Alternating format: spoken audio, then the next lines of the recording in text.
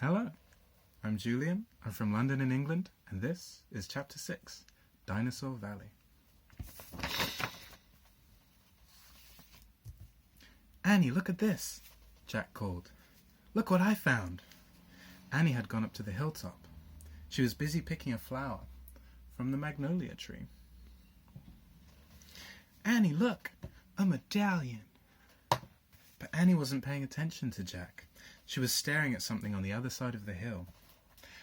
Oh, wow, she said. Annie! Clutching the magnolia flower, she took off down the hill. Annie, come back, Jack shouted. But Annie had disappeared. I'm going to kill her, Jack muttered. He stuffed the gold medallion into his jeans. And then he heard Annie shriek. Ah! Annie! Jack heard another sound as well. A deep, bellowing sound, like a tuba.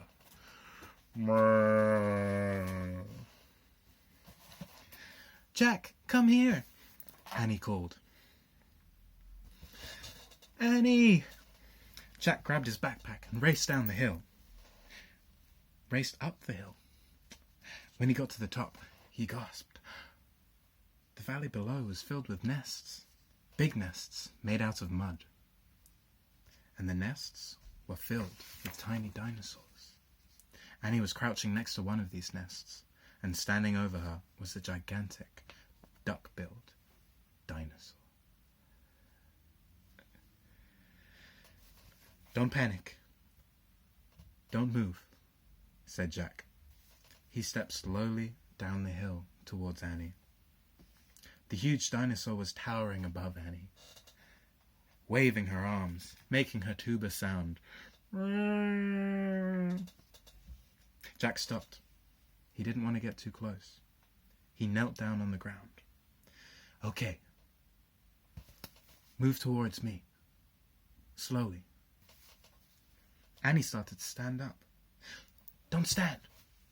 Crawl, said Jack.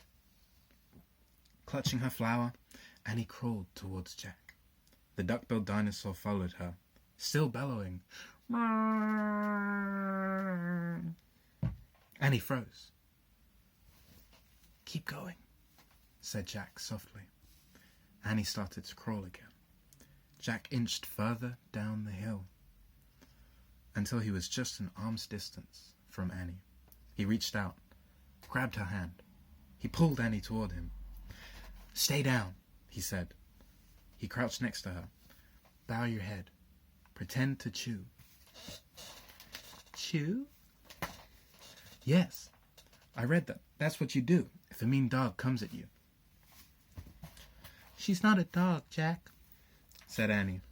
Just chew, said Jack. Jack and Annie both bowed their heads and pretended to chew. Soon, the dinosaur grew quiet. Jack raised his head. I don't think she's mad anymore, he said.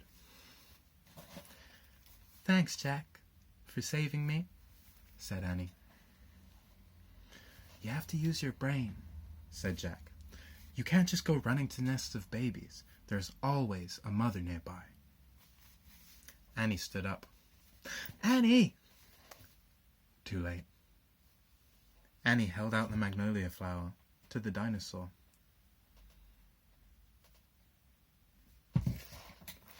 I'm sorry. I'm sorry I made you worry about your babies. The dinosaur moved closer to Annie, and she grabbed the flower from her. Then she reached for another. No more. The dinosaur let out a sad tuba sound. But there are more flowers up there, Annie said. She pointed to the top of the hill. I'll get you some. Annie hurried up the hill. The dinosaur waddled after her. Jack quickly examined the babies. Some were crawling out of their nests. Where were the mothers? Jack took out the dinosaur book. He flipped through the pages. He found a picture of some duck-billed dinosaurs. He read the caption. The Anatasauruses live in colonies, while a few mothers babysit the nest. Others hunt for food. So there must be more mothers close by. Hey, Jack, Annie called. Jack looked up. Annie was at the top of the hill, feeding the magnolia flowers to the giant dinosaur.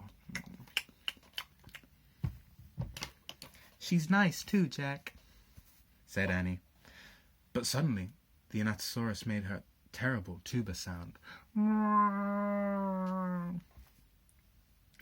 Annie crouched down and started to chew.